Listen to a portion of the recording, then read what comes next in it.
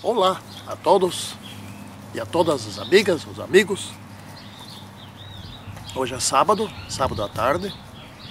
Agora já são 16 horas e 30 minutos.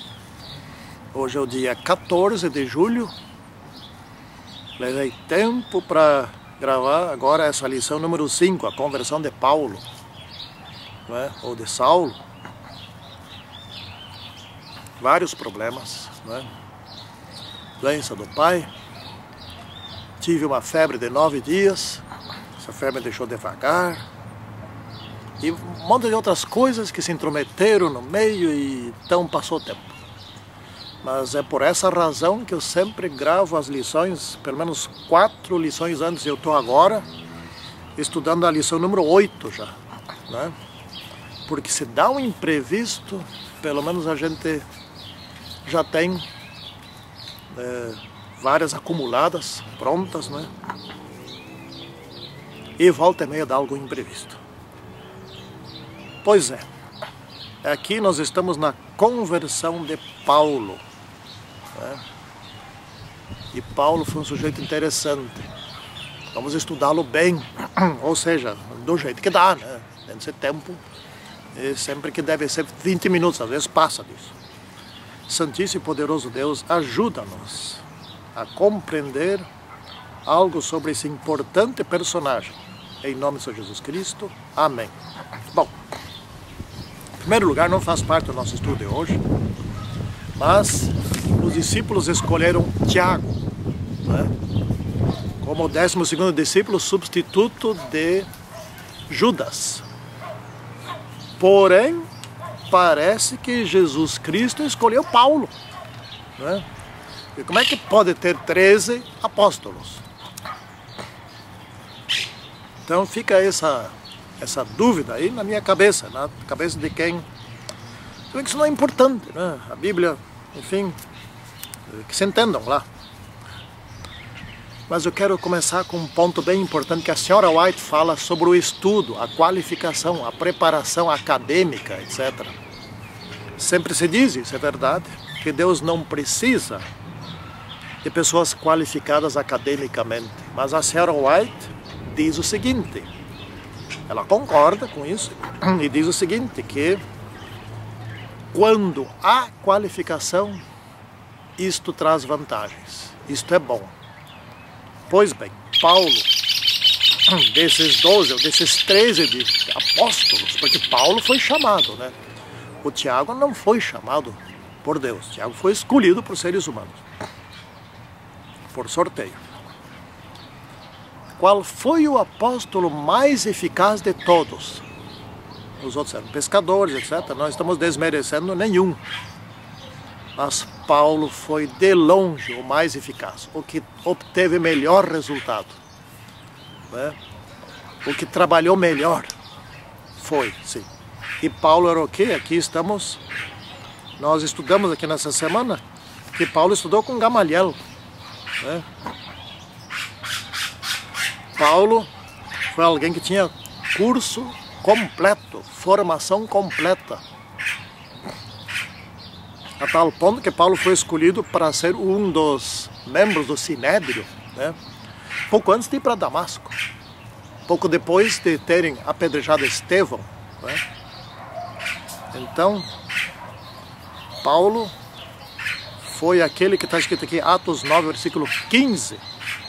Vai, porque este é Jesus dizendo ali para o... como é que era o nome dele mesmo? Agora esqueci. Bom, Ananias, exemplo, Ananias, vai, porque este é para mim um instrumento escolhido para levar o meu nome perante os gentios e reis, bem como perante os filhos de Israel. Instrumento escolhido. Então, vai lá, fala com Paulo, ele está cego, etc e tal, né? Pois bem, então Paulo era um grande perseguidor. E logo depois do apedrejamento de Estevão, Paulo, parecia que aquilo foi um sucesso, o apedrejamento de Estevão, né? Se bem que dá a entender que Paulo ficou com alguma coisa na cabeça assim meio estranha. Mas ele procurou superar isso aí, né? Porque dava uma impressão daquele Estevão que estava ali tão dócil. Parecia ser um santo mesmo. Parecia ser um homem de Deus. E Paulo, que nascera em Tarso, né, a capital da Cilícia, ele nasceu como judeu, um judeu helenista, ou seja, portanto, ele era um não nascido na Judéia, né? Ele era, aqui diz, mestre farisaico, estudou com o mestre farisaico mais influente da época, que era Gamaliel, né? Paulo era fariseu, ortodoxo, ou seja, bem zeloso, daqueles mais zelosos, né? E inclusive parecia que o seu zelo chegava a certo ponto a fanatismo. Isso é exagero. Tudo que é exagero é mal. O exagero do bem é mal, né? Tem que haver equilíbrio em tudo. Hoje, por exemplo, na nossa igreja nós não temos quase, bem pouco o exagero positivo. Nós temos bastante liberalismo, né? Isso tem bastante. Então, Estevão levou Paulo, como algo bem sucedido, a perseguir mais por aí. Vamos acabar com toda essa raça aí, né? Ia pensar mais ou menos assim. Porque era impossível para eles aceitar um Messias que nasceu daquele jeito, numa estrebaria, que não teve profissão a não ser um marceneiro, carpinteiro, né? Que nunca estudou em escola alguma, aprendeu com a mãe. Né? Vocês sabiam que nunca existiu um judeu analfabeto. Desde sempre. Eles sempre foram estudiosos. As mães, né, os pobres ensinavam os judeus a ler e escrever. O judeu é um povo abençoado porque aprendeu essas coisas, né? Isso resulta em bênção. E Paulo era um dos principais elementos do Sinédrio para perseguir. Ele era o principal, ele era o mais competente. Ele sabia o que fazia e fazia de modo eficiente, né? Então ele era um enviado do Sinédrio para por aí prender. Aqui tem os nomes dos enviados que usavam, isso pouco interessa, deixa esses nomes para os acadêmicos. Ele era um enviado, pronto, né? E de enviado do Sinédrio passou a ser enviado de Deus, de Jesus Cristo, né? É isso que tem que saber. Nossa, Shalia, não, deixa isso aí. Tem os que gostam, eu sou leigo em teologia, né? Então vocês também são. Pois bem. E Paulo então resolveu se dirigir agora para as igrejas, como é que é? As sinagogas de Damasco, né? Vão lá prender todos aqueles caras lá que estão trazendo podridão. Estão falando nesse tal de Jesus Cristo ressuscitado. E Paulo pensava assim, mas da onde que ele ressuscitou? Isso é uma falcatrua, isso é uma mentira grosseira. Eles sumiram com ele, mas da onde alguém vai ressuscitar? E foi para o céu ainda por cima. Mas isso não existe. Paulo estava convencido disso. E na estrada de Damasco ele foi se encontrar com quem? Aquele que havia ressuscitado. Quem é, Senhor? Eu sou aquele que tu persegues. Que? Como que é? Eu estou perseguindo?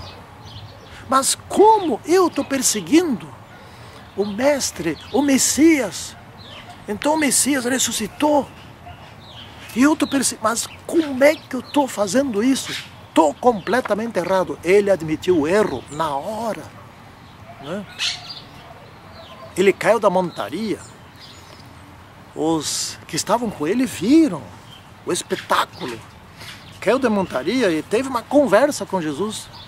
E foi ali que Jesus o chamou para ser seu apóstolo.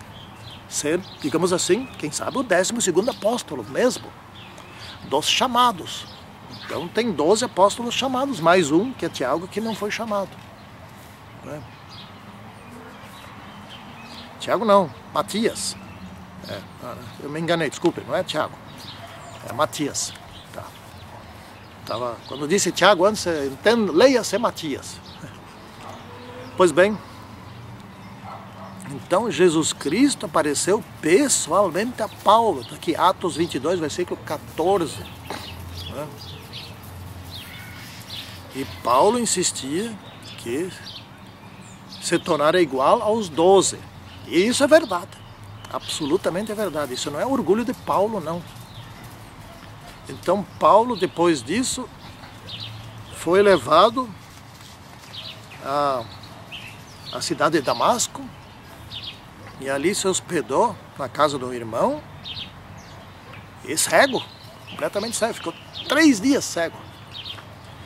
Nesse meio tempo, o mesmo que se encontrou com Paulo na estrada de Damasco, foi falar com Ananias. Né?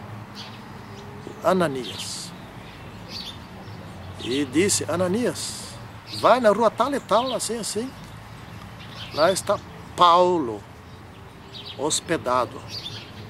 Fala com ele, dá instruções para ele, ora por ele para ele restabelecer a visão. Ananias tremeu de alto a baixo. Imagina? Logo esse. Mas tinha que também ter imaginado isso, nós somos seres humanos, tem que dar um desconto. Né? Tinha que ter imaginado que Jesus Cristo não iria mandar alguém, só olha, vai lá, te entrega para Saulo, porque para ele te matar. Jesus não faria uma ordem dessas, certo? Se Jesus mandasse Ananias para algum lugar para falar com Paulo, é óbvio que havia outras intenções por trás. Né? Foi aí que Jesus disse aqui ali, vai, porque este é para mim o instrumento escolhido para levar o meu nome perante os gentios e reis, bem como perante os filhos de Israel. Pode ir, vai, porque ele vai pregar para mim. Ele vai ficar do lado nosso, do teu lado, todos nós. Né? Então Ananias, tá, não, se é assim, então tá bom, então eu vou. Ananias também não. Ele hesitou. Então aqui até diz na lição, essa hesitação de Ananias é perfeitamente compreensível. É perfeitamente compreensível. Eu não faria diferente. Muito embora tendo recebido uma ordem dessas da parte de Jesus Cristo, na verdade devia ter ido logo, né? Mas tudo bem, nós somos seres humanos, né? E Ananias também, por sua vez, não sabia que tinha recebido uma visão, que Paulo tinha recebido uma visão da parte de Deus, né? E que mudaria a sua vida para sempre. Bom, então vamos lá para essa parte que é boa, a parte quarta e quinta-feira. Né? Então, Paulo recebeu as instruções de Ananias. Né? Paulo não precisava aprender sobre a Bíblia. Ele tinha aprendido com Gamaliel. O que ele precisava aprender? Aquilo que Jesus ensinou para ele. Olha, aquele Jesus que todo mundo está pregando por aí, que ressuscitou, sou eu. Pô, agora Paulo já sabia pregar também. Né? Ele precisava aprender sobre Jesus? Ele já sabia. Né? Agora o que ele não sabia é que Jesus havia ressuscitado mesmo. Então dali de Damasco, Paulo foi para o deserto para meditar, para revisar os seus conhecimentos, sozinho, orar, etc. Mais ou menos como fez Moisés. Né? Ficou 40 anos no deserto. Paulo não ficou 40 anos, ficou alguns dias. Daí voltou para Damasco e começou a pregar. Mas pregou. Aqui diz assim, era impossível contradizer Paulo. Aqui está a superioridade de Paulo. Paulo tinha formação acadêmica completa. Né? Ele sabia tudo, era intrépido, era um orador competente, alguém bem qualificado e agora com o poder do Espírito Santo. Aí como é que tu vai contradizer alguém assim, né? Os dons naturais dele e os dons adquiridos dele associados ao dom do Espírito Santo. E Então o que houve? O que aconteceu? De perseguidor que fora para Damasco perseguir, em Damasco ele começou a ser perseguido. Não começou a ser perseguido no deserto, porque afinal de contas, lá não tinha ninguém, né? Aí Paulo voltou para Jerusalém, depois de um tempo, né, 3 anos depois, ele voltou para Jerusalém, porque Paulo tinha uma dívida em Jerusalém, ele precisava pagar, né? Paulo de Damasco foi pregar por aí, e 3 anos depois voltou para Jerusalém, não voltou logo. Que dívida Paulo tinha em Jerusalém? Ele precisava ter uma conversa de amigo para amigo com aqueles que estavam junto com ele, que apedrejaram Estevão. Ele precisava falar com eles e expor a verdade pura sobre o Messias. Consta que ele foi muito mal recebido. Se algum daqueles que estavam com Paulo, que apedrejaram Estevão, se arrependeu, não sei. Não encontrei, não sei. Mas uma coisa eu sei. Eles ouviram a verdade e tiveram a oportunidade, né? E ouvir a verdade, tiveram a oportunidade de quem eles menos poderiam desconfiar. Nunca que poderiam desconfiar de Paulo. Justamente aquele que era o perseguidor, agora não perseguia mais. Devia ter caído a ficha na cabeça deles, mas se ele mudou, então tem alguma coisa por trás disso. Eles, pelo visto, não sei se todos, né? Mas vários deles perseguiram ele, queriam matar ele. Agora é de matar ele, né? Então houve uma grande resistência, a vida toda por parte contra Paulo. Uma parte da resistência era dele ter sido um perseguidor. Essa foi sumindo ao longo dos tempos, mas outra parte da resistência dele é que ele era um exímio pregador. E principalmente em Jerusalém, porque ele pregava a semelhança de Estevão, justamente aquele que ele ajudou a apedrejar. Ele não atirou pedra, mas segurou as roupas, os casacos dos que apedrejaram. E ele concordava, ou seja, ele apoiava. Vamos lá, vamos, é daquela coisa assim, vamos atirem, não morreu ainda, mas continua atirando, essas coisas assim, né? Mas em Jerusalém, Paulo encontrou alguém que se tornou seu grande amigo, onde ele formou uma dupla. Depois, a partir de Antioquia, né, formou uma dupla que foi Barnabé. Barnabé também era um judeu helenista, né? Paulo tentou se juntar aos apóstolos, etc. Estava com uma dificuldade. E esse Barnabé, que era também levita e era de Chipre, nasceu em Chipre, ele abrandou a resistência dos apóstolos. Mas gente, mas pensa um pouco, depois de 3 anos, o homem pregando, depois de todo aquele testemunho ali, de Ananias, etc. e tal, lá, como o ser humano é duro para aceitar mudanças, né, de outros seres humanos. E então havia uma grande resistência naquela época ali, por causa de que ele foi perseguidor, e tinha todo mundo medo, ainda medo dele, né? E também porque, o que tu quer aqui? E também porque ele era, deixa eu mostrar aqui, veio aqui me visitar, ó. Ó, tá aqui, não sei o que veio me visitar aqui, tá? Já tá indo embora.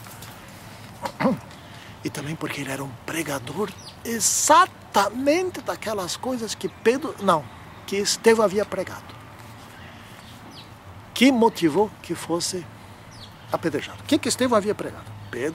Estevão pregou que eles estavam adorando o templo, transformaram o templo num amuleto, transformaram o templo em algo sagrado, e não estavam mais adorando o Senhor do templo, né? Eles matavam os profetas, matavam, etc. Tal, lá. E tinha o templo, e antigamente o Shekinah, a arca do concerto, como sendo algo que os livrasse, como foi no caso de Saul, né? Eles acreditavam no prédio do templo, acreditavam nos rituais, nessas coisas acreditavam, né? E Estevão foi bem sucedido em explicar isso, mas ele explicou com uma categoria, É ver ali no início de Atos, Estevão falando sobre isso. O discurso de Estevão é uma aula de teologia, ainda para nós hoje. Bom, meus amigos, meus irmãos, minhas amigas, todos, Paulo começou bem. Paulo, de um grande perseguidor, se tornou o maior dos apóstolos. Por isso que eu quero aqui conclamar os jovens: estudem, formem-se, qualifiquem-se para essa vida profissional aqui na Terra. Toda qualificação profissional que vocês obtiverem aqui na Terra será usada por Deus. Porque qualquer qualificação profissional melhora o intelecto, a capacidade de pensar, a capacidade de raciocinar, a capacidade de entender as coisas. Não melhora a capacidade de relacionamento com Deus. Porque isso qualquer um pode se relacionar muito bem com Deus. Mas melhora a nossa capacidade de nos relacionarmos entre nós. E melhora a capacidade de fazer o trabalho para Deus. Eu faço esse apelo porque eu estou vendo que hoje no mundo os jovens, muitos jovens não têm mais vontade de se esforçar para o estudo, mas se esforçam. Não tem outro jeito. É suado, é doído, não é? É sofrido, mas procure uma formação acadêmica superior, ou seja, pelo menos um curso superior. Depois que você tem um curso superior, aí você faz cursinhos de extensão, pode fazer uma pós-graduação, pode fazer um mestrado, fazer o que quiser. Pós-graduação, mestrado, doutorado, essas coisas só servem mesmo para a universidade. No mercado, se você for um bom profissional, eles nem perguntam se você é graduado. Né? O mercado não pergunta isso. Você tem que ser. É bom. Então, se você se formou, por exemplo, em, vamos supor lá em engenharia civil, ninguém vai perguntar se tu é formado em engenharia. Você quer saber se tu constrói prédios sólidos, que sejam bons, sejam bonitos e que estejam bem calculados. Né? Faça isso. E que todos nós sejamos bons e fiéis servos de Deus, como foi Paulo. Amém. Santíssimo e poderoso Deus, esteja conosco, nos dê as tuas orientações, tal como deste a Paulo. Em nome de Jesus Cristo pedimos. Amém. Tchau.